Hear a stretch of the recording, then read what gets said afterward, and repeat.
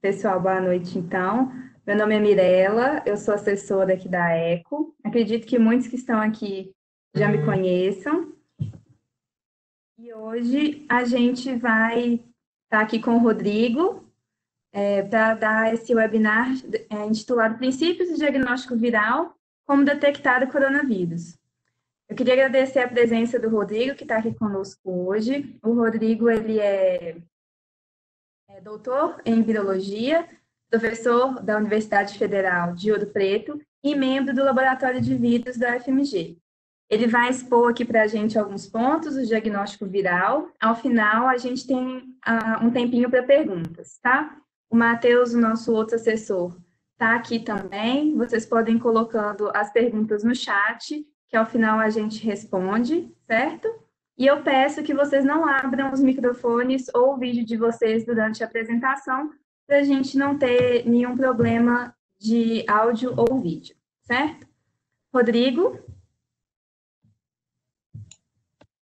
Boa noite, pessoal. Todo mundo está me escutando bem? Estamos te ouvindo. Então, beleza. Pessoal, gostaria de agradecer primeiro ao Matheus e à Mirela pelo convite para poder falar um pouquinho aqui com vocês. É um prazer estar conversando um pouco sobre um tema que eu tenho estudado, né? Há pelo menos aí vai completar uns 10 anos que eu estudo vírus, desde a minha graduação. Então, atualmente, eu sou professor substituto de microbiologia na UFOP e sou residente pós-doutoral, faço meu pós-doutorado no laboratório de vírus da UFMG. E já tem uns 10 anos, então, que eu tenho trabalhado com vírus. E hoje o bate-papo nosso aqui vai ser sobre princípios de diagnóstico, né? Como que a gente faz para detectar o coronavírus. Então, a minha ideia aqui, nos próximos minutos, vai ser o seguinte: eu vou dar um apanhado geral para você sobre o coronavírus. Eu acho que é um tema de interesse de todos, né? Alguns podem já estar até meio cansados de escutar isso, mas não tem jeito, né? O mundo inteiro está sofrendo com essa situação. Vamos dar um apanhado geral para a gente poder entender um pouco melhor como funciona os diferentes diagnósticos, né? Os diferentes tipos de diagnóstico que a gente tem disponível para detectar o coronavírus. Deixa eu ver aqui. Beleza. Começo falando o seguinte: entre nós virologistas, é um consenso, tá, que existem mais vírus no planeta Terra do que estrelas no céu. Isso parece um pouco poético, né? Até mas é verdade. Tá? No planeta a gente tem um número gigantesco de vírus, mas a gente conhece uma quantidade pequena deles, em torno de 6 mil espécies. Só que nos últimos meses, o mundo inteiro parou por conta de uma única espécie, tá? E mais especificamente por conta de um único vírus, que é o coronavírus. Tá? Os coronavírus, só para contextualizar, eles são vírus de RNA, eles fazem parte de um reino chamado Riboviria, e eles fazem parte de uma grande família de vírus chamado Coronaviridae. E dentre essa família, eles têm alguns gêneros, como os alfa-coronavírus e os beta-coronavírus, que são gêneros de vírus que infectam seres humanos. Tá? Então, a gente já conhece alguns coronavírus, vários circulam por aí, mas, dentre eles, 3 chamam muita atenção por causarem problemas um pouco mais graves do que a maioria dos outros coronavírus, que é o MERS, o SARS-CoV e o SARS-CoV-2, que nós vamos dar um pouquinho mais de ênfase nele. Tá? Então, essa microscopia eletrônica aqui, que vocês veem do lado direito, é a carinha do coronavírus. Tá? Então, os coronavírus eles foram descritos pela primeira vez na década de 30. Então, já tem muito tempo que a gente conhece eles, eles causam doenças tanto em aves quanto em mamíferos. Isso significa que eles podem romper a barreira de espécies também. Tá? Quer dizer, um coronavírus ele pode infectar um morcego e pode infectar também o ser humano. É o que a gente tem visto aí para esse novo coronavírus e para outros também. Tá? E aí só, né, a curiosidade, talvez alguns já saibam, que o fato dele ser um coronavírus é porque a primeira vez que o pessoal viu essa microscopia eletrônica, eles observaram essas espículas, que a gente chama de espículas, em volta da partícula viral, e eles fizeram uma analogia com uma corona solar, né? E em latim, corona é coroa. E então virou coronavírus. Então, eu chamo a atenção aqui para a partícula.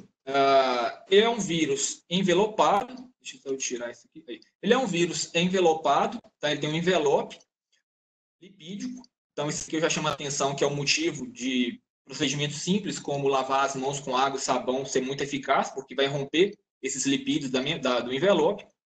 E nesse envelope existem essas espículas, né, que a gente chama de espícula glicoproteica ou proteína S, que é fundamental para o vírus entrar em contato com as nossas células e entrar nas nossas células. Então, eu vou falar um pouquinho disso depois. E ele é um vírus de RNA. Tá? O genoma dele é uma molécula de RNA. Então, isso vai ser importante para o nosso diagnóstico mais para frente.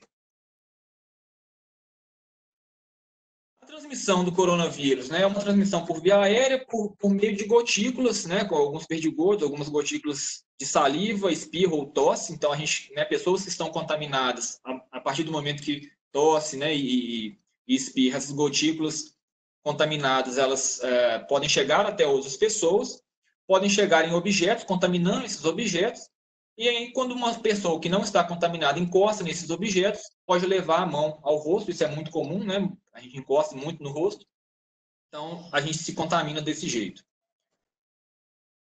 E os coronavírus, eles estão em todos os lugares, tá? Aqueles coronavírus que eu comentei com vocês, né, que os alfa e beta, são coronavírus já conhecidos há muito tempo, que causam o que a gente chama de síndrome gripal sazonal. Então, a gente está em constante contato com eles, tá? E, em geral, esses coronavírus não causam problemas muito graves, tá? Causam realmente uma síndrome gripal simples de resolver, mas esses três aqui chamam a atenção porque causaram um pouco mais de problema do que um simples quadro gripal.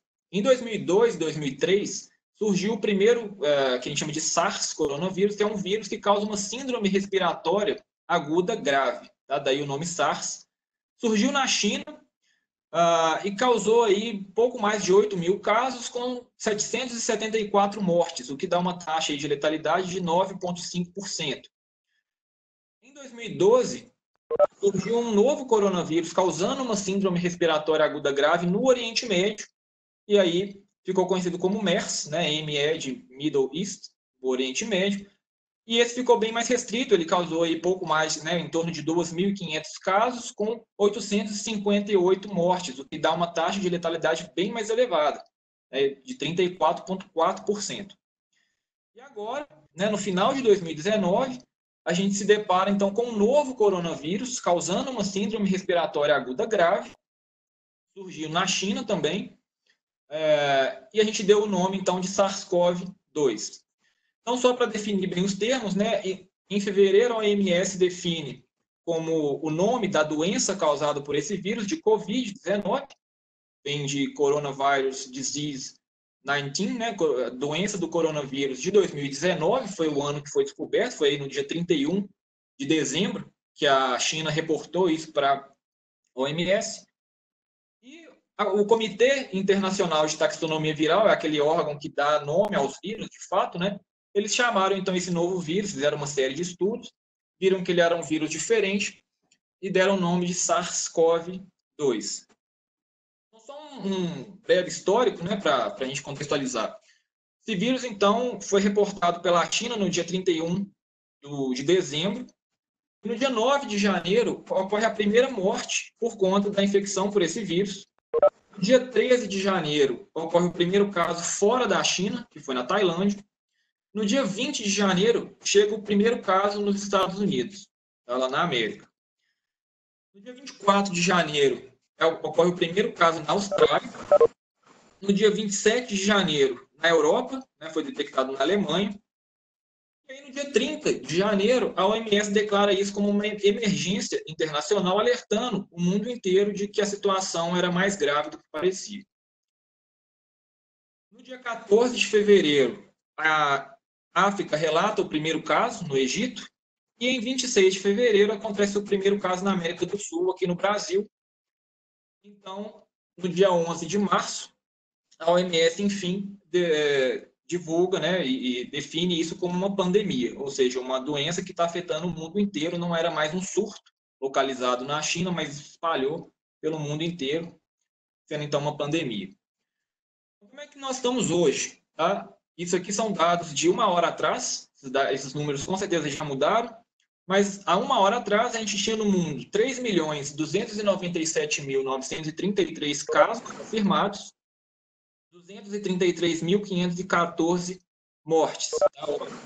Uma taxa de letalidade geral de 7%. Então, vocês observem aqui nesse gráfico, né, a distribuição, que 1/3 dos casos no mundo ocorre nos Estados Unidos e, infelizmente, o Brasil agora já figura aí no top 10, né, de países com maior número de casos registrados no mundo, com um total de 85.380 casos confirmados aqui no país, 5.901 mortes confirmadas também uma taxa de 7%. Então, só um quadro comparativo para vocês verem a evolução disso, né? Coloquei aqui o último dia de cada mês passado, né? Então, no último dia de janeiro, a gente tinha no mundo quase 12 mil casos e 259 mortes. Final de janeiro, o número aumenta para 86.604 casos e quase 3 mil mortes. Final do mês passado, 863.184 casos e 44 mil mortes. E agora, né, até uma hora atrás, 3.297.933 casos, com mais de 230 mil mortes. Então, vocês veem como é que a evolução está sendo muito rápida dessa doença. No Brasil, no final de janeiro, a gente não tinha nenhum caso registrado. No final de fevereiro, 2 casos registrados em São Paulo, nenhuma morte. No final de março, o número já sobe para 5.717 casos, com 201 mortes confirmadas. E hoje, até uma hora atrás, 85.380 casos, com 5.901 mortes. Eu acho que isso dá uma dimensão muito clara de como que a doença está espalhando rápido e causando um estrago muito grande, pelo menos no caso da saúde, sem entrar em outros detalhes aqui. Como que é o ciclo de vida, né, entre aspas, aí, dos coronavírus? Tá? Os coronavírus, eles entram em contato com uma célula hospedeira. Então, aquelas proteínas que eu comentei, que é a proteína S ou spike, ela entra em contato com o receptor, que é o receptor ACE2, e essa interação faz com que o vírus entre na célula e fique preso dentro de um endossomo, a gente chama de endossomo. Esse vírus, então, precisa liberar o material genético dele dentro da célula, né? Então, ele joga o RNA para dentro da célula, e aqui eu não vou entrar nesses detalhes, mas o importante é que esse RNA ele é replicado, proteínas do vírus são formadas, essas proteínas e o RNA formado, ele se junta para formar novas partículas que são, então, liberadas para tentar infectar uma nova célula. Tá? Esse é o ciclo de vida de um vírus. E todo vírus, isso não é só para o coronavírus, ele tem um caminho muito árduo, né? A gente tenta romantizar um pouco aí a virologia, mas a verdade é essa, tá? Quando um vírus encontra o seu hospedeiro, né, a nível macro, né? Então, digamos, nós seres humanos, o vírus encontra no nosso corpo, existem várias barreiras anatômicas que ele tem que vencer. Passado essas barreiras, tem algumas barreiras intrínsecas, como mucosa, que vão tentar barrar a entrada desse vírus. Se ele consegue entrar na célula, ele ainda tem que encarar a imunidade inata da célula e depois ainda a imunidade adaptativa desse organismo. E se ele passar de tudo isso, ele então começa a se replicar de forma exacerbada e causar problema. Tá? Isso aqui é só para dar uma dimensão que a gente está em contato com o vírus o tempo inteiro e a gente não fica doente o tempo inteiro, justamente por conta dessas barreiras. Mas existem vírus que conseguem romper todas elas. Tá? Então, o nosso corpo reage contra o vírus, né? E contra o coronavírus não é diferente. Então, nas horas iniciais de uma infecção, eles têm o que a gente chama de imunidade inata, vai atuar de forma inespecífica contra esse vírus, assim como atuaria contra qualquer outro patógeno. E passado um certo tempo, a imunidade adaptativa entra em ação, e aqui eu chamo a atenção para essa parte de cima, que são a produção de anticorpos, tá? Que vão ser específicos contra aquele patógeno. Tá? Assim a gente espera. Então, qual que é a ideia? Após a infecção viral, né, o tempo vai passando, o vírus começa a se multiplicar, aqui em verde, e a imunidade inata começa a atuar. Então, a gente vai ter interferon, células NK, outras barreiras também. Mas, às vezes, não dá conta de interromper a replicação do vírus, né? E aí entra em ação a imunidade adaptativa e começa, então, a produção de anticorpos. Mas aqui eu quero chamar a atenção de vocês que a produção de anticorpos específicos contra aquele vírus começa um certo tempo depois. Tá? Aqui está marcando 5 dias, isso pode variar, mas não é imediato. Então, o que é imediato é o início da subida, né, do título do vírus, da quantidade de vírus. O anticorpo começa um pouco depois. Então, como seria a dinâmica de uma produção de anticorpo? Esse aqui é um esqueminha, como se fosse uma primeira infecção, uma primeira dose, que eu chamo de antígeno. Tem, então, uma resposta imune né, gera uma quantidade de anticorpo não muito grande. Mas uma segunda infecção, né, vamos imaginar que a gente tem uma segunda infecção, como o meu corpo já teve contato prévio, a tendência dele é fazer anticorpos de forma mais rápida. Tá? Então, vocês veem que aqui eu chamo a atenção que o IgM está um pouco mais alto do que o IgG. E aqui é o contrário. Então, em momentos mais tardios, o IgG fica mais alto. O que me indica, então, que se eu detecto IgM em alta quantidade, me dá um indício de uma infecção recente. E se eu detecto IgG em quantidades mais altas, eu tenho indício de uma infecção mais tardia. Mas vamos conceituar, então. O antígeno ele é uma molécula que se liga ao anticorpo. Isso eu peguei um conceito do livro de imunologia, eu achei a coisa mais absurda que tem. Tá? É uma molécula que se liga ao anticorpo. Ok. Na verdade, a gente pode interpretar como algum corpo estranho, tá? Alguma coisa que, no caso de infecção viral, alguma proteína do vírus, ou a partícula do vírus, né? Mais especificamente, alguma proteína do vírus que está no nosso corpo e que o nosso corpo vai reagir contra ela, porque não é algo próprio, não é algo que é nativo nosso. E o anticorpo, ele é uma proteína, que a gente chama também de imunoglobulina, daí o IG, que são produzidas por células de defesa que vão se ligar a esse antígeno e tentar bloquear. Tá? Então, a gente tem alguns exemplos de anticorpos, como IgG, IgM e outros. Então, o que o anticorpo faz é se ligar no vírus, e aí, quando vários anticorpos se ligam no vírus, o que a gente espera é que esses anticorpos neutralizem esse vírus, ou seja, eles conseguem impedir que o vírus entre na nossa célula. Nem sempre isso acontece, tá? A gente pode discutir depois. Eles podem perguntar assim, nossa, mas para que tudo isso, né? Por que eu estou falando isso tudo com vocês e até agora eu não falei nada de diagnóstico? A outra pergunta que eu faço é, como que a gente sabe que uma pessoa está infectada com um determinado vírus ou especificamente contra o coronavírus? Por meio de, entre outros, né, de diagnóstico laboratorial. E o diagnóstico laboratorial, a gente só consegue fazer ele se a gente tiver a ideia básica de tudo isso que eu falei. Tá? A gente precisa entender um pouco como funciona o vírus no nosso corpo e como que o nosso corpo combate esse vírus. Tá? Então, o começo de tudo é coletar a amostra. Tá? Então, isso aqui é o ponto principal, não vou não vou gastar muito tempo com isso, mas o ponto básico de todo bom diagnóstico, né? Eu acho que muita gente aqui, se não todos, tem uma boa noção disso, é ter uma boa coleta, né? Eu ter um espécime clínico de qualidade para que eu consiga detectar o vírus nesse espécime. No caso do coronavírus, né, a gente pode fazer um swab orofaríngeo ou nasofaríngeo. Então, aqui fica um esquema, né? Saiu numa revista mostrando esse esqueminha até onde que tem que ir o swab nasofaríngeo. É uma coisa horrorosa, né? Mas se não for até lá no fundo, a chance de erro, né, a chance de dar um resultado negativo é grande porque a gente não fez uma coleta adequada. E também pode ser uma coleta de sangue para alguns tipos de teste. Então, eu tenho 3 opções no diagnóstico para coronavírus. Material genético, eu posso tentar detectar o material genético, eu posso tentar detectar o anticorpo produzido pelo meu corpo contra a infecção viral, ou eu posso detectar um antígeno, né? Eu posso detectar uma parte do vírus. Então, o padrão ouro que a gente usa para coronavírus é a biologia molecular, o diagnóstico molecular, tá? Que é eu tentar detectar o RNA viral, o material genético do vírus, pela técnica que a gente chama de RT-qPCR. Então, eu tenho que fazer um swab nasofaríngeo ou orofaríngeo. Alguns também podem ser feitos, né, lavado broncoalveolar. Eu vou tentar, então, detectar nessas amostras o material genético do vírus.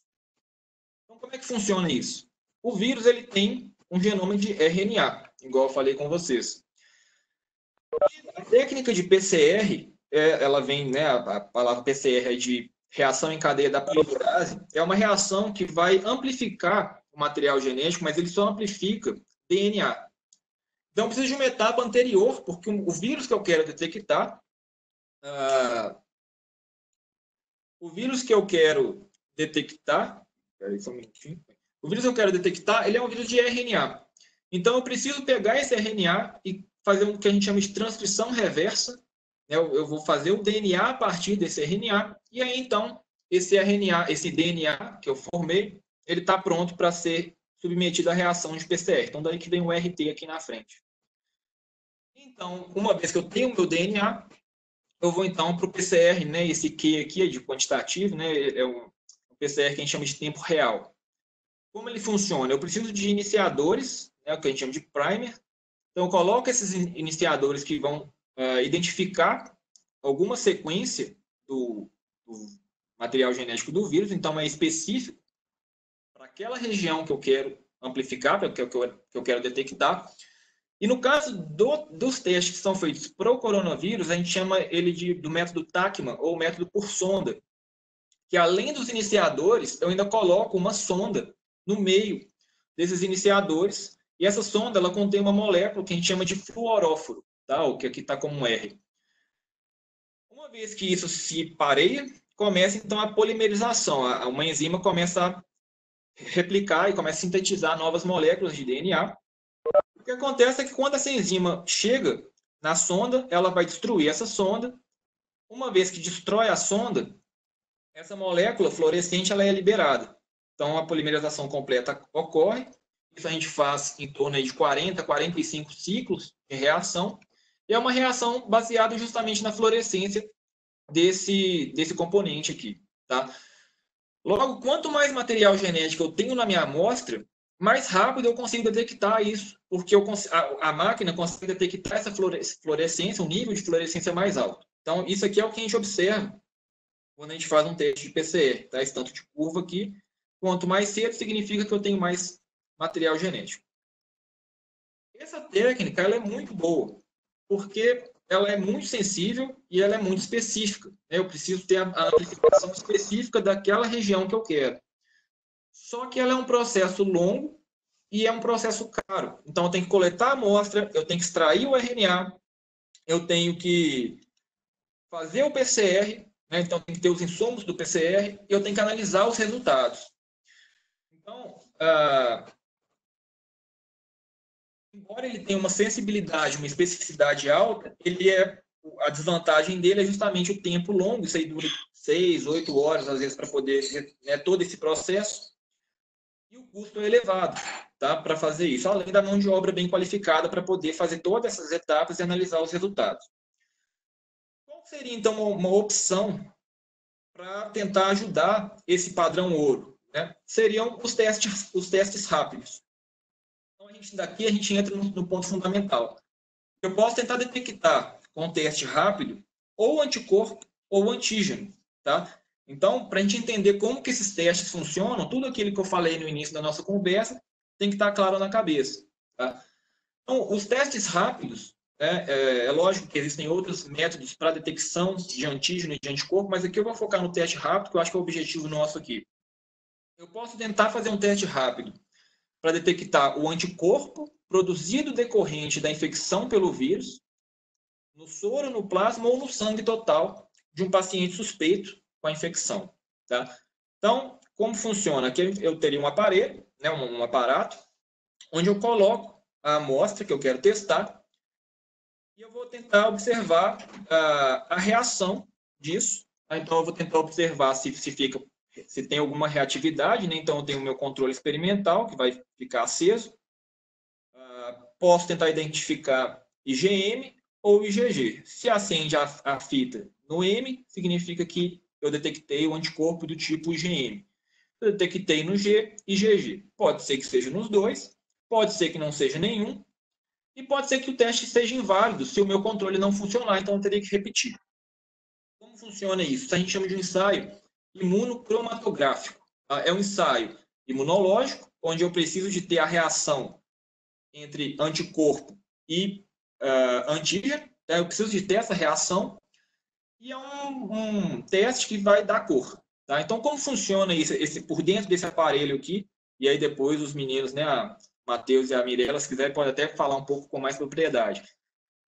Mas a gente tem uma membrana no interior do teste, onde na fita aqui que eu quero identificar, eu tenho um antígeno recombinante. É um antígeno que a gente produz em laboratório, que é como se fosse uma proteína do vírus que eu produzo no laboratório e coloco aqui.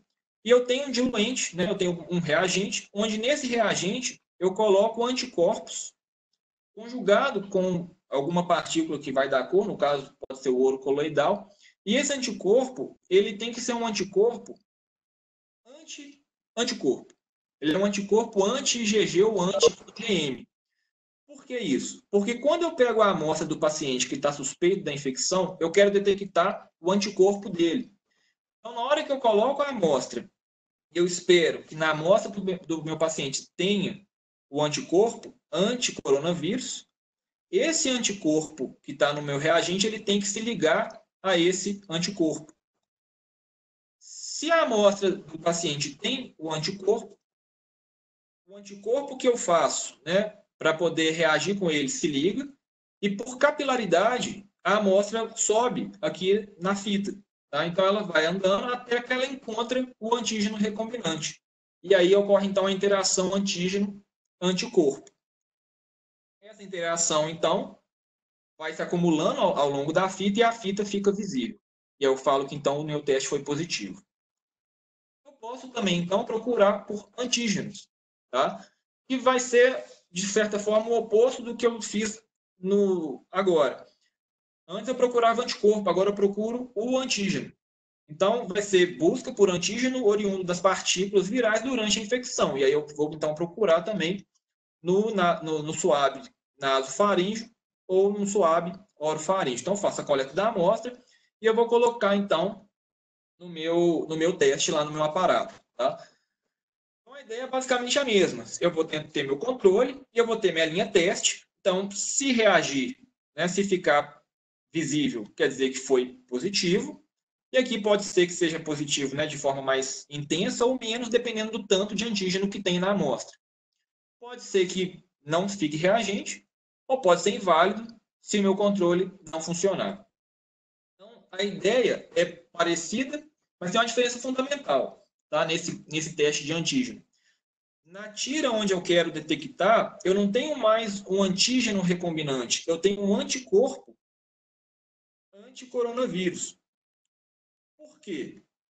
Porque na amostra do paciente, eu quero detectar o antígeno, não mais o anticorpo. Então, na minha tira, eu preciso ter o anticorpo. No meu diluente lá, na minha reação, no meu reagente, eu vou ter um anticorpo anti-coronavírus, não mais um anticorpo anti-imunoglobulina, porque agora eu quero que tenha a reação desse anticorpo com a partícula, né, contra o antígeno que está na amostra do paciente. Se ocorre essa reação, a gente então tem a difusão por capilaridade, então esse antígeno se ligar ao anticorpo preso na membrana de nitrocelulose e a tira fica visível. Tá? Então, resultado positivo.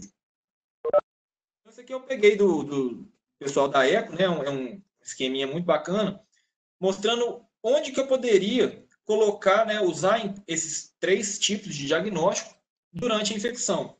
Então, aqui em amarelo, a gente vê, então, o início dos sintomas, né, o primeiro dia aqui, o título viral, né, a quantidade de vírus começa a aumentar.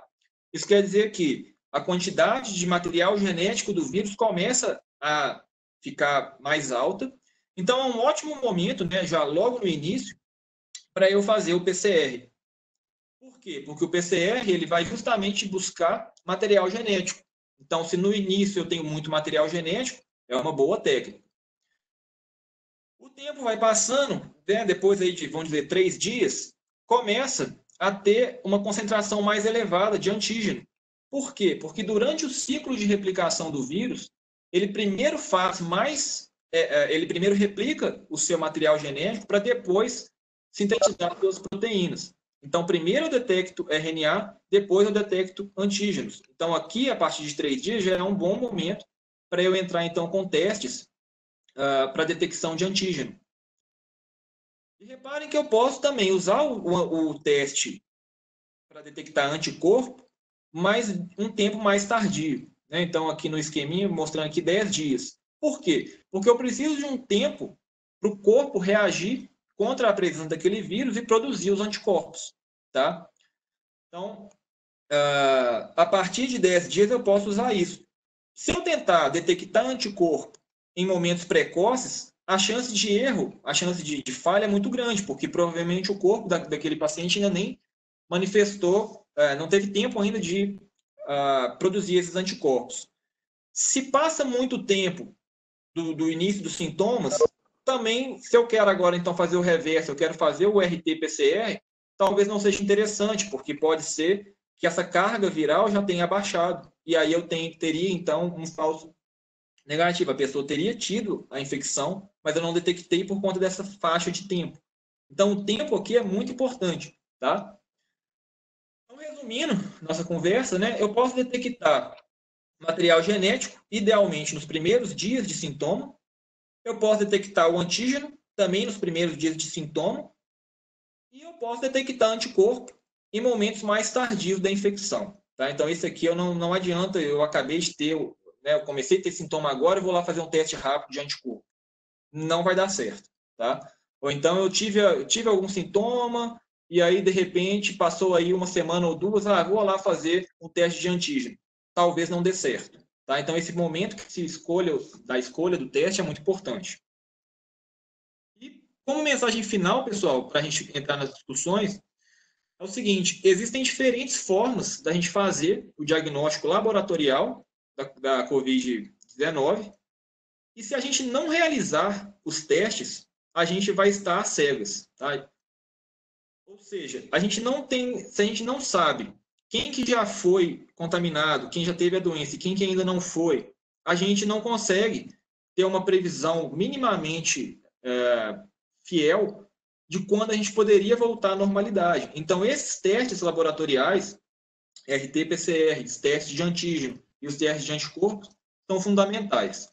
Tá? E aí, eu peço, por fim, né, mostrando isso, que não existe milagre, tá? Existe ciência. Então, tudo isso que eu comentei aqui, que a gente vai discutir agora, não seria possível sem o avanço da ciência. Então, toda aquela parte básica permite a gente desenvolver esse tipo de teste que a gente tem hoje. Tá? Eu deixo um convite aqui, finalmente, para todo mundo que estiver escutando.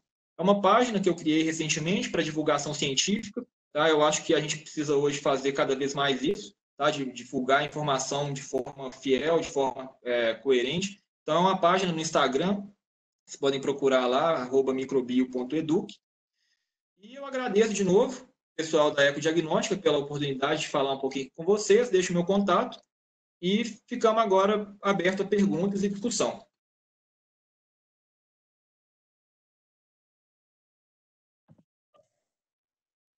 Excelente, Rodrigo. Primeiro, mais uma vez, a gente agradece pela sua disponibilidade, por ter tido esse tempo para poder conversar um pouquinho com a gente, poder trazer um pouquinho da sua experiência, né, da sua vivência e trazer um pouco desse outro lado para conversar um pouco do que são e de como são os testes de diagnóstico que a gente tem atualmente. A gente vai deixar aberto agora perguntas, pessoal. Quem tiver alguma dúvida, alguma pergunta que quiser fazer, pode digitar aí no chat que a gente vai estar disponível. Vamos ver o que tem no chat aqui.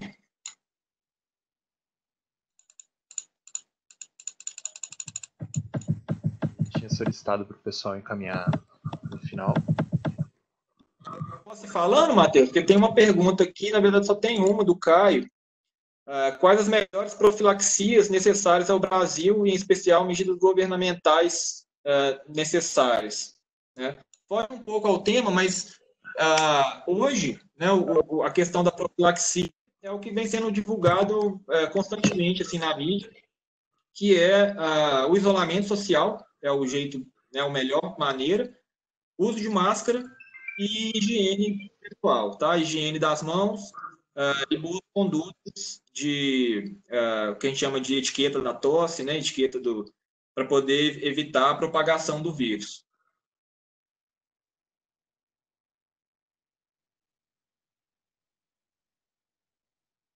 Outro aqui, então, falou assim que com 8 dias de sintoma testou positivo para PCR. Hoje, com 35 dias, ainda não tem anticorpos detectáveis, tanto por quimioluminescência quanto por teste rápido.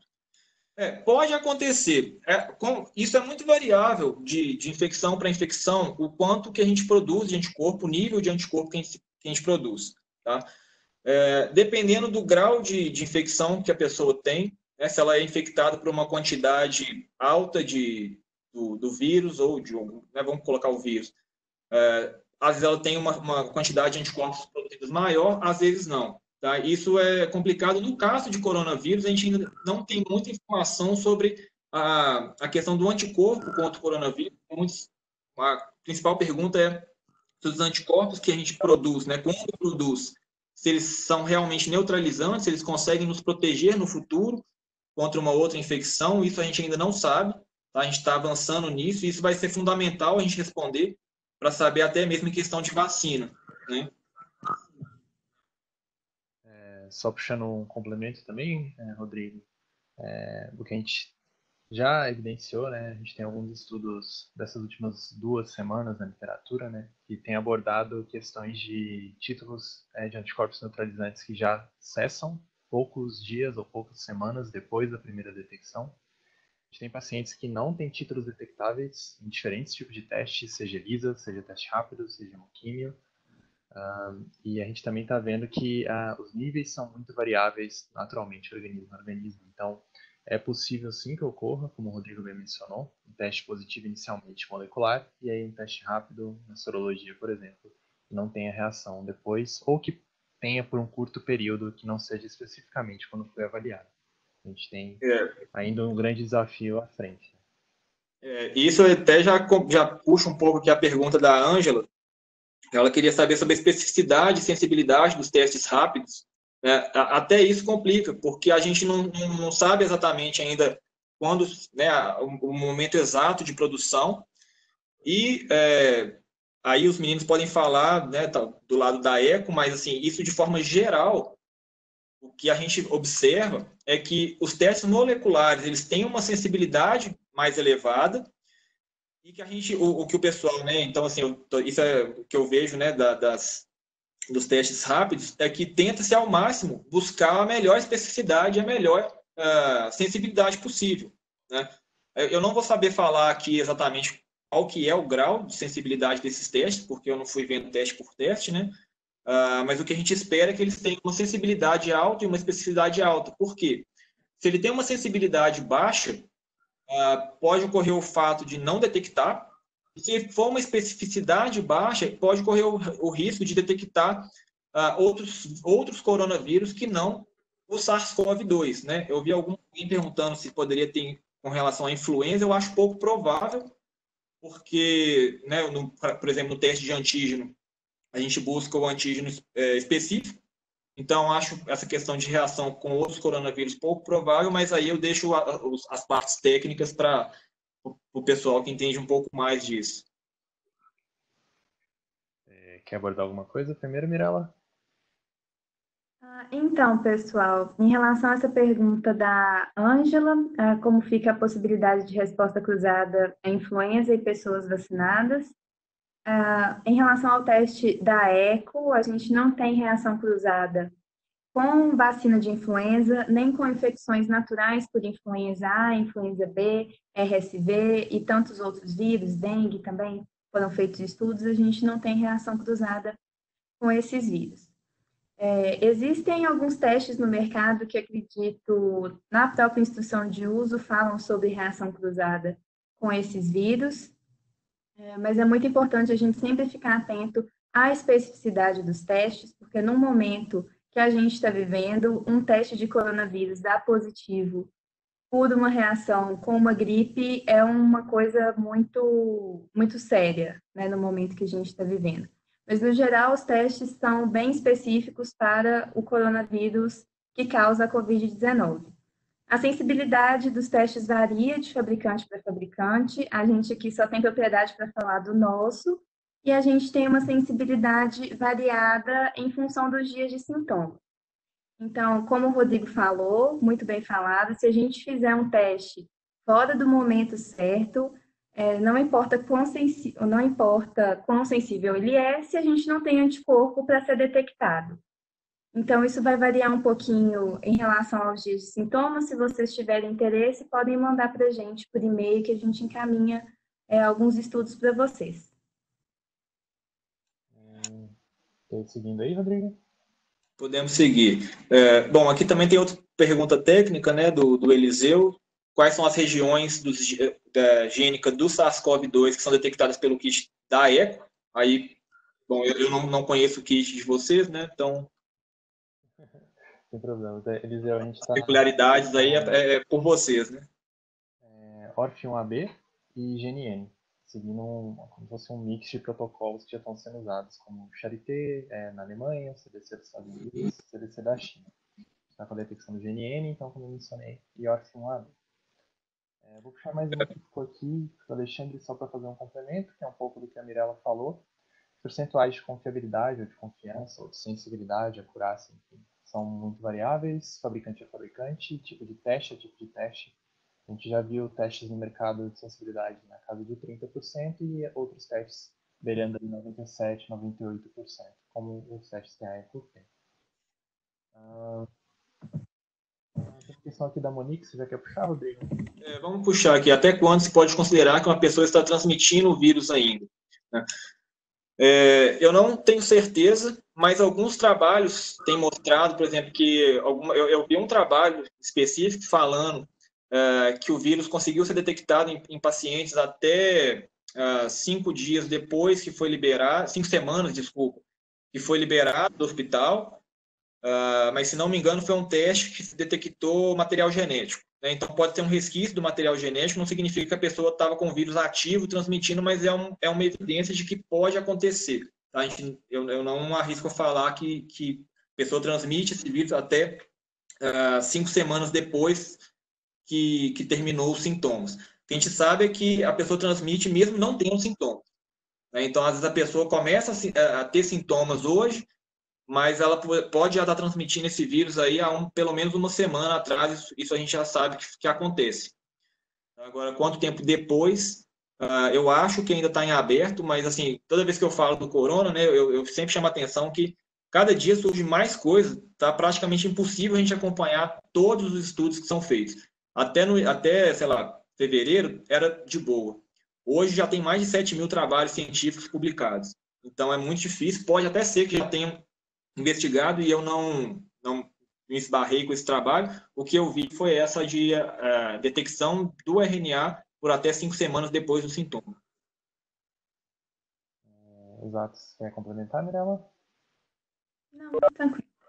Só reforçando também isso que o Rodrigo está falando, a gente tem alguns trabalhos que falaram, como ele bem tocou, de 5 semanas, outros que já viram também detecção de material, tá, gente? Não poderia, digamos assim, bater um martelo para falar que ainda teria uma transmissão de vírus viável para causar nova infecção, mas até coisa de 2, 3, 4 semanas com detecção de material genético. O que a gente tem de recomendação atualmente do próprio Ministério é que mesmo após encerrados os sintomas, usualmente a pessoa ainda deve seguir, por precaução, um período de isolamento de mais 1 ou 2 semanas, para evitar que ela ainda possa ter aquele período de transmissão logo após o término desses sintomas. Mas isso tudo ainda é muito novo, bem como o Rodrigo falou, todo dia a gente está com uma informação diferente, um estudo mais recente, que está trazendo mais informações e deixando esse conhecimento um pouco mais sólido sobre esse novo desafio. Eu queria só fazer mais um comentário a respeito disso, assim, é um comentário geral. Eu vejo muita gente assim, nas redes sociais, às vezes em bate-papo, né, falando assim, mas uma semana atrás vocês já estão falando que é coisa antiga. E realmente, né, com o coronavírus, a gente pegar uma referência de uma semana atrás, já ficou para trás. Tá? Isso é uma coisa maluca que a gente está vivendo. Então, se hoje a gente, né, tem alguma diretriz, né, do Ministério, ou a gente faz algum tipo de informe hoje, baseado no que a gente sabe hoje, pode ser que daqui a 2 ou 3 dias a gente tenha que mudar a versão. Não porque antes estava que a gente estava fazendo algo enganado, mas é porque novas evidências surgiram. Né? Então, essa questão aí mesmo do quanto tempo a gente ainda pode transmitir o vírus, pode mudar isso amanhã. Né? Então, assim, a gente tem que acompanhar dia a dia mesmo. Exatamente. A Natália perguntou aqui se eu vi que talvez o melhor método seria escarro saliva. Aí o teste, então, com suave, né, poderia dar muito falso negativo. Esse é um ponto muito importante, porque eles estão começando a observar isso mesmo. Já teve alguns trabalhos, até um pouco mais antigos, mostrando que quando a gente tenta fazer a detecção do material genético em escarro, realmente seria a opção talvez a melhor para detecção, mas o problema é que, por exemplo, você fazia o escarro, então, de preferência o lavado broncoalveolar, a coleta é um pouco mais complicado. Essa questão da saliva, eu vi que saiu um artigo, né, falando disso, mas eu não vi quão abrangente foi o trabalho. Tá? Isso aí depois eu vou até procurar, posso mandar depois. Eu não sei se foi uma quantidade de amostra significativa para poder falar que realmente é melhor, mas eu ouvi falar disso, e se for verdade, realmente a gente corre muito risco de ter falso negativo. Né? Mas isso eu não acho que é só na questão da coleta da amostra, eu acho que isso envolve muita coisa, né? Envolve a amostra, envolve o tipo de teste, envolve o momento que o teste é feito, então é difícil às vezes falar, né, bater o martelo, mas pode acontecer.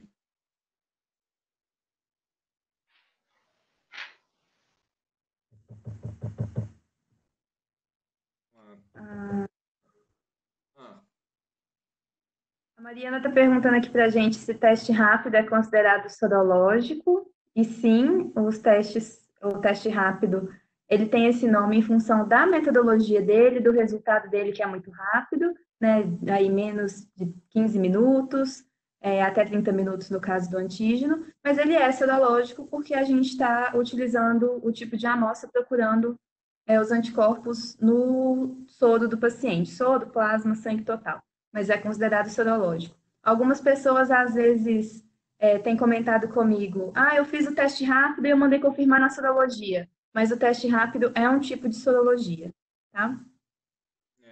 Igual eu comentei, existem outros tipos de testes para verificar a presença de anticorpo, de antígeno, mas que não é um teste rápido, né? O grande diferencial do teste rápido é ele ser rápido, né? Aí você ter uma resposta rápida de 15 a 30 minutos, que outros tipos de teste não permitem, né? Então, pode até ser que outros testes tenham uma robustez maior, mas aí perde em comparação ao tempo. Então, a gente tem que sempre pensar no balanço, né? O que se pode usar, qual que é o melhor momento, melhor maneira de usar. O que mais temos aqui? O Eliseu perguntou assim, qual que é a vantagem do cassete serem preparados para detecção específica? Um para IgM e outro para IgG. Bom, aí eu deixo para vocês. Pelo que eu vi, parece, Então, assim, eu digo porque eu nunca vi, né, o teste, sim, eu vi só pelo folder, né, então, pelo que eu vi, parece que é um para detectar IgM, um para detectar IgG. Para mim, eu vejo, eu não consigo avaliar muito se tem vantagens e desvantagens, eu deixo para a parte técnica aí. bom, inicialmente, como era um vírus muito novo, uma coisa desconhecida, optou-se por fazer dessa forma uma detecção separada de IgG e IgM para a gente diminuir a reação cruzada que poderia ocorrer.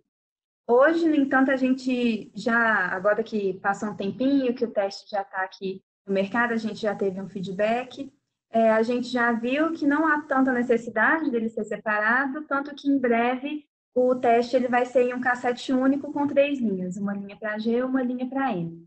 Tá? Inicialmente foi para diminuir a reação cruzada, mas isso já vai mudar em breve. Respondido aí, então. Os testes já estão abertos ao público final, ou seja, é possível ir a uma farmácia e encontrá-los? Pergunta do Alexandre.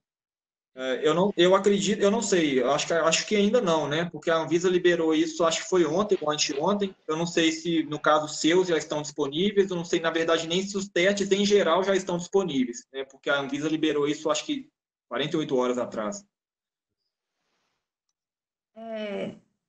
Para compra, né, pessoal, precisa ter um CNPJ, então compra desses testes não é feita pelo público final, queria deixar claro aqui também, porque você não consegue comprar para fazer na sua casa, tem que ser feito por um profissional de saúde, tá? Interpretado por um profissional de saúde, e a Anvisa agora liberou essa normativa, que vai permitir, por enquanto, que os testes sejam feitos também em farmácia. Então, em breve, o público vai poder chegar na farmácia e solicitar o teste, mas que as farmácias estão sendo muito bem orientadas pelas organizações, pelas associações de consumidores, sobre essa janela que a gente tem comentado aqui.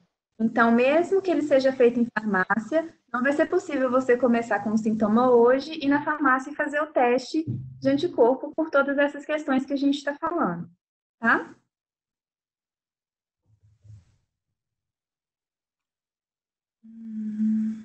Então, peraí, foi essa ali.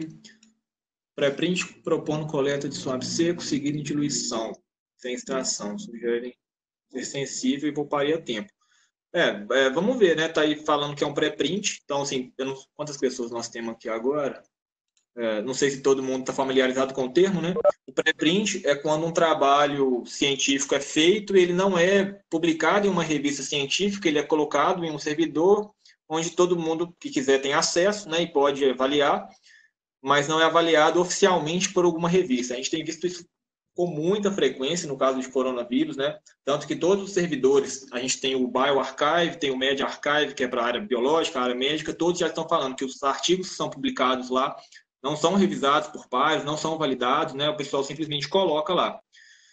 Vamos ver o que os avaliadores vão, outros cientistas vão falar. Mas, ao meu ver, né, se for mais sensível, bom, talvez não seja nem mais sensível, mas se for uma sensibilidade comparada, realmente seria uma coisa muito boa, né? Porque seria poupar tempo e insumo, né? Talvez até mais do que o tempo, o insumo, né? Que hoje está um problema muito grande. Exatamente. Que a gente não tem um insumo e é caro, né? Os insumos para fazer a extração do material genético. Então, se a gente conseguir ter um teste que realmente não precisa da extração, que tem acessibilidade seria.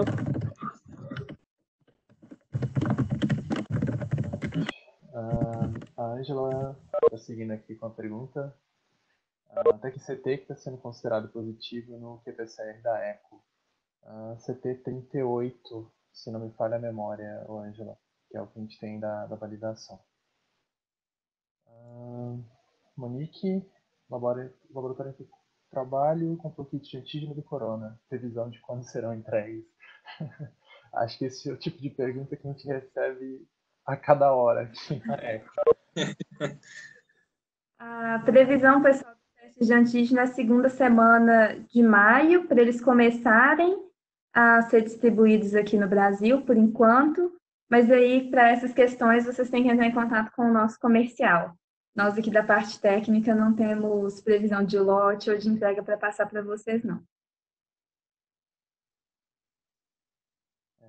Só, desculpa, Ângela, CT menor que 38, então até 37.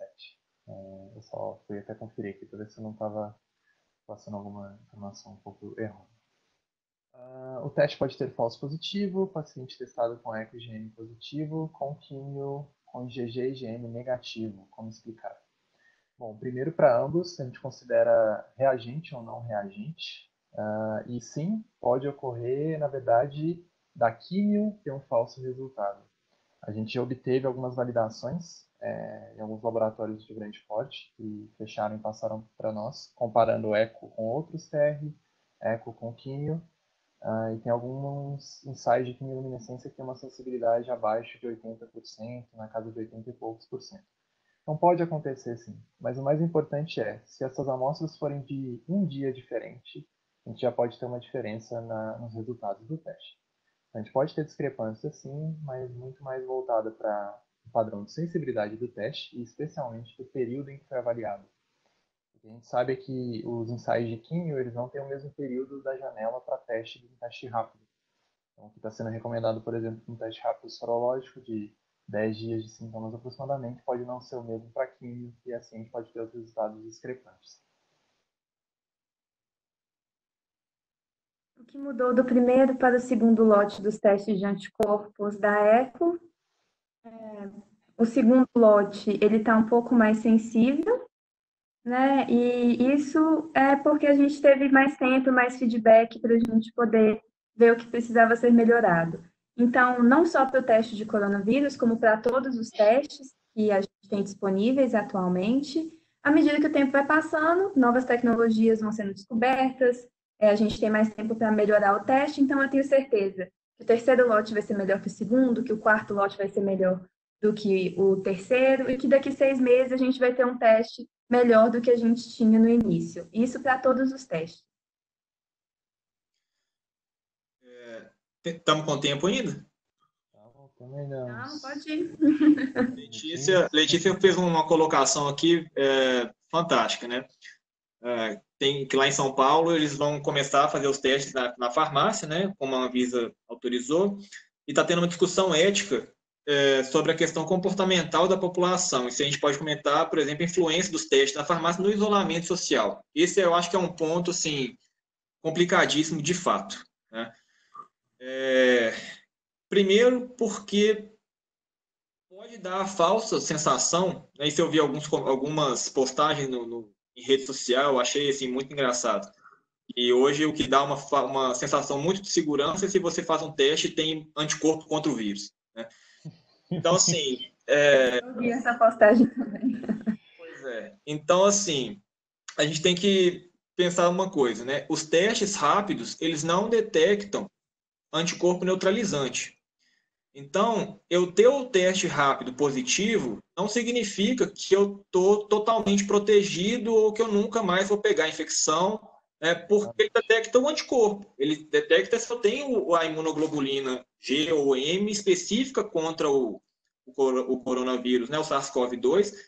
Isso considera, né, estou partindo da premissa de que o teste é bom, tem uma boa sensibilidade, uma boa especificidade. Ele vai detectar esse anticorpo. Não significa que esse anticorpo consegue neutralizar a infecção viral. Então, tem realmente um problema grande da população começar a achar que teve um anticorpo e que está tudo certo, né? E que então o isolamento social pode acabar agora. É um risco, né? Mas assim, eu acho que é uma coisa que é difícil voltar, né? A falar assim, não vamos usar testes rápidos. Eu acho que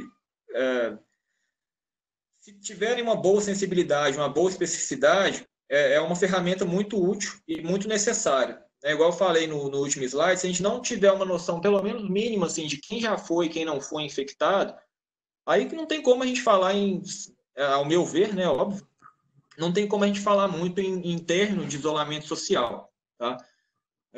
Mas fica realmente a questão, essa dualidade, né? Quer dizer, se você tem um teste disponível para toda a população e a população vai lá e faz, eu também não sei se vai ser desse jeito, eu não sei como é que vai ser o acesso da população a esses testes, por questão de logística e por questão de preço, mas considerando que tenha, pode sim, ao meu ver, passar uma falsa sensação de que se for positivo, a pessoa então está ok e pode sair. Então, assim, né, eu chamo a atenção para a gente ficar muito atento às recomendações das instituições de saúde, né? O Ministério da Saúde, a OMS, que vão balizar aí com o que há de mais atual nas evidências científicas. E eu gostaria de acrescentar aqui, pessoal, que por enquanto a testagem em pacientes assintomáticos ela ainda não está sendo recomendada. Então, também a gente tem toda uma questão de, às vezes, as pessoas, estou aqui na minha casa, já tenho um mês, vou sair para me testar se eu tenho anticorpos ou não. E, por enquanto, isso não é recomendado.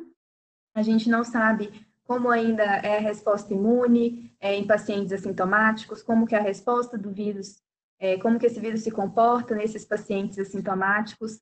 Então, acho que isso é muito importante da gente sempre ter em mente que, por enquanto, testar assintomático não é o ideal também. A gente pode ter muito caso de falso negativo, a pessoa vai ficar sem saber muito como se comportar. Então, por enquanto, Quanto à testagem também assintomáticos, ela não é recomendada.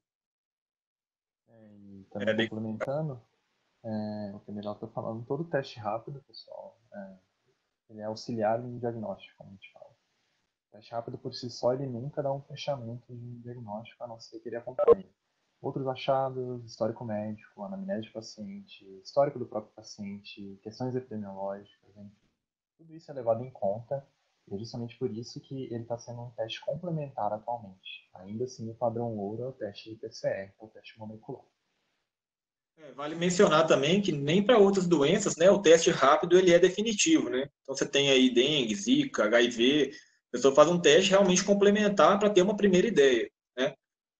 Não vai ser diferente com o coronavírus, né? Então, assim, a pessoa também achar, e não é difícil de acontecer, mas a pessoa achar que porque fez o teste rápido está tudo certo, é complicado, né? O próprio Ministério recomenda isso que o Matheus falou, né? É um teste complementar para ajudar a fechar o diagnóstico. Exatamente. E atualmente, para profissionais de saúde, é que está sendo mais levado em conta, porque é quem está na linha de frente, quem está precisando pelo menos saber se teve algum tipo de exposição ao vírus.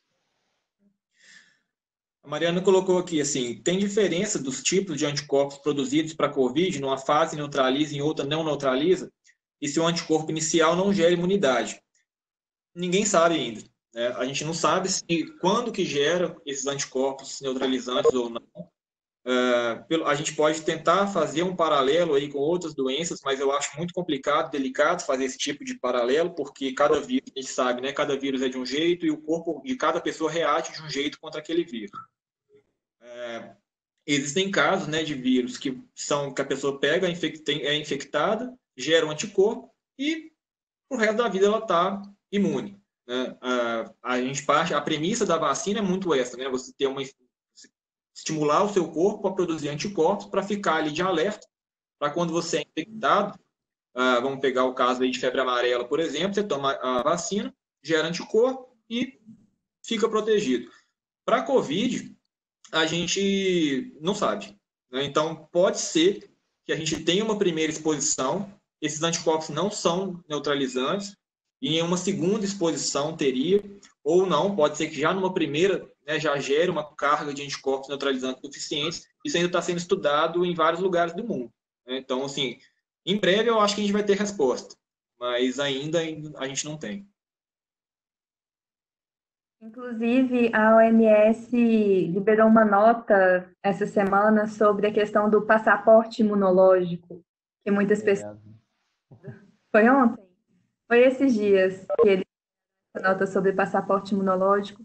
Justamente por isso, igual o Rodrigo falou, a gente tem visto as pessoas com IgG positivo se sentindo poderosas, estou imune, mas a gente ainda não sabe se realmente essas pessoas estão imunes e, mais do que isso, quanto tempo essa imunidade vai perdurar. Eu acho que a pergunta que vale $1 milhão, por assim dizer, a pergunta de ouro, é saber quanto tempo essa imunidade duraria para a gente ter uma ideia de como que vai ser os próximos meses, anos em relação a essa doença.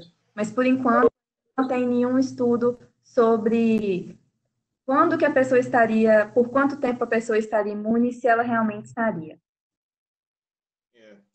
E aí a Ângela comenta aqui, né? Então, o teste rápido, positivo, seria para ajudar no isolamento do paciente e evitar a transmissão, e não saber que está imune. É mais ou menos isso, né? Então, assim, não vai saber, a gente não consegue saber se ela de fato está imune, né? Caso seja positivo, considerando que o teste tem uma boa sensibilidade e especificidade, a gente pode falar que ela teve contato com o vírus. Se for positivo, também não significa que ela ainda está com o vírus, está transmitindo o vírus, né? Então, lembra que tem a questão do tempo de quando o teste é feito. Pode ser que 10 dias, 14 dias depois dos sintomas, às vezes a pessoa já não tem mais o vírus, a gente ainda não tem total certeza disso. E aí eu volto a bater na tecla que a Letícia levantou, né? Pode ser que fique com essa falsa sensação de segurança, né? Então, se a pessoa está positiva, ela vai ficar em casa, mas quer dizer, até quando também? Né? É uma situação muito delicada.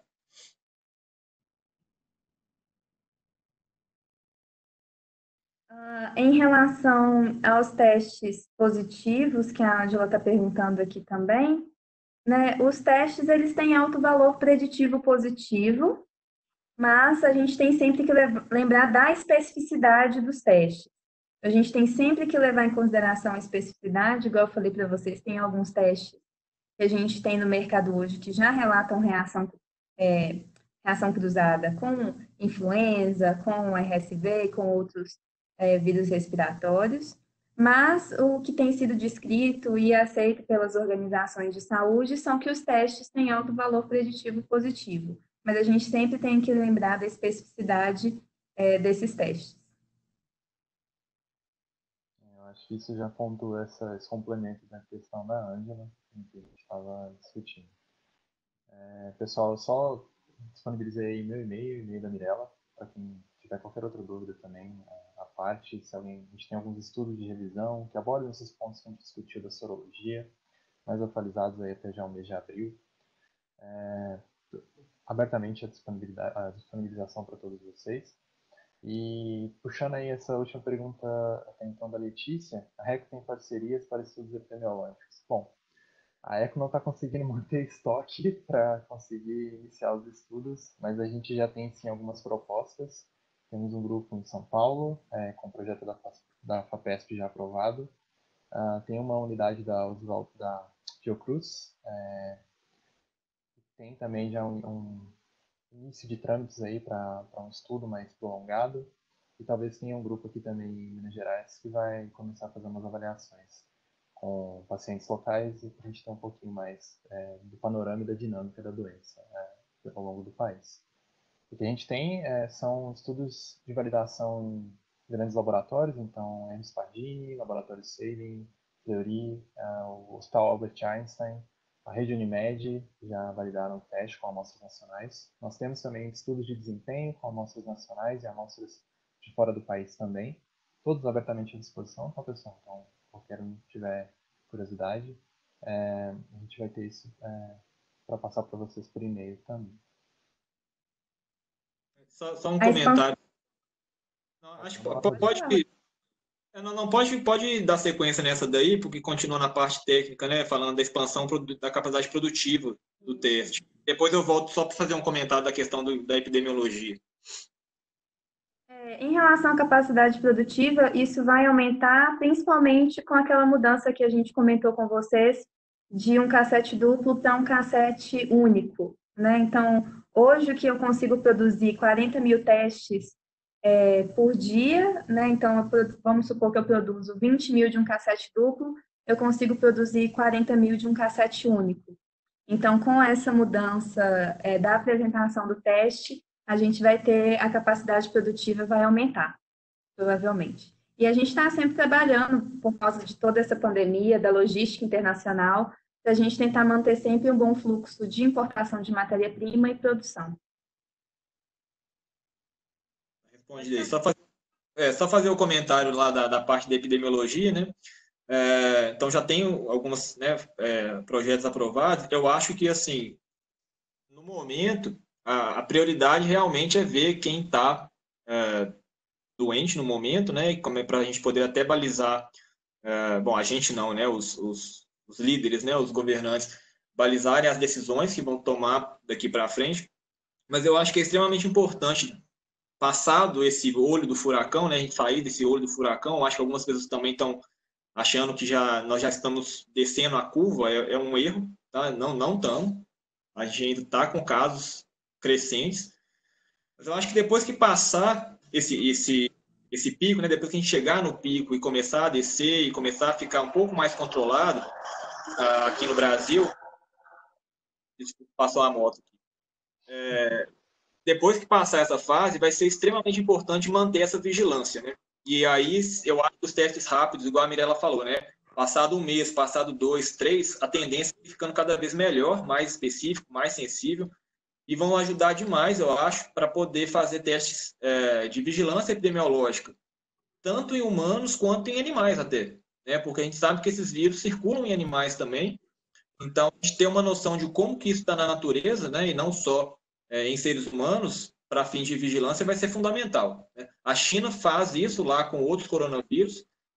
Muita gente questiona os pontos da China, né? Realmente tem pontos questionáveis, mas uma coisa que não dá para negar, a gente que está na área da ciência, é que o pessoal do CDC e do Instituto de Virologia, lá de Wuhan, eles, ao longo dos últimos anos, eles têm mostrado vários dados, vários estudos fazendo vigilância epidemiológica, né, de animais até. Então, mostrando que o vírus estava circulando, né? Então, assim, até isso já é um outro argumento que cai assim por terra, aquela ideia de que o vírus foi criado em laboratório, é uma outra discussão, mas essa vigilância epidemiológica vai ser crucial.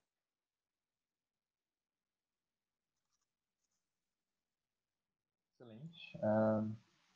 Acho que a gente até prolongou um pouquinho, mas quando a discussão é boa, tem que a gente ir passando. Se a gente tiver mais alguma pergunta... O nosso contato, o meu e do Matheus, está aí no chat. O contato do Rodrigo, ele deixou aqui na tela para vocês. E aí a gente está sempre à disposição para qualquer dúvida, qualquer questionamento que vocês tenham, que possam contribuir para esse momento. Queria agradecer aqui o Rodrigo por aceitar ter participado, pela apresentação, que foi ótimo, pela discussão, muito enriquecedor, acredito, para todos esses que estavam aqui. Esse nosso webinar vai ficar disponível no nosso YouTube da ECO, youtube.com/ecodiagnóstica. Daqui a alguns dias, vocês podem ir lá, se quiserem relembrar um pouquinho do que foi falado, ver um pouquinho de novo da apresentação do Rodrigo. Vai estar disponível lá para vocês poderem compartilhar com todo mundo aí da rede de vocês. Eu agradeço, pessoal, o convite, né? Fiquei muito feliz quando vocês me chamaram. Me disponho, né? Já deixo a disponibilidade aqui para sempre que vocês precisarem, eu posso voltar aqui, a gente conversar de corona, de outros assuntos também. E deixo meu contato, né, assim como vocês, para quem estiver assistindo a gente ainda e quiser entrar em contato com alguma dúvida específica, né, o que eu souber e o que eu puder ajudar, vai ser um prazer, ou por e-mail ou pelo Instagram também, vocês vão conseguir um contato mais rápido comigo até pelo Instagram. Então, me deixo à disposição de vocês, agradeço demais. Também agradecendo, então. Obrigado, Rodrigo. Obrigado, Mirella, pela parceria mais uma vez. Obrigado a todos que compareceram, que ainda estão aí sobrevivendo nesse período, discutindo aqui sobre vírus. Só para fechar, pessoal, é um desafio novo, uma doença nova, tudo muito novo, tudo aparece todos os dias, com novas informações, mais conhecimento. Mas, assim, nós não vamos deixar de vencer mais essa, como a gente já fez ao longo da história. Acredito que com muito embasamento científico, muito conhecimento e muito trabalho em conjunto agora no momento, é o mais importante para a gente sair mais rápido dessa. Então, para todo mundo, deixa essa pequena conclusão aí, essas pequenas considerações. Desejo um bom feriado para todo mundo, um ótimo final de semana e mais uma vez agradeço a todos que participaram. Boa noite, pessoal. Vocês, bom feriado. Boa semana. Pessoal. Pessoal, boa noite. Um ótimo fim de semana. Tchau.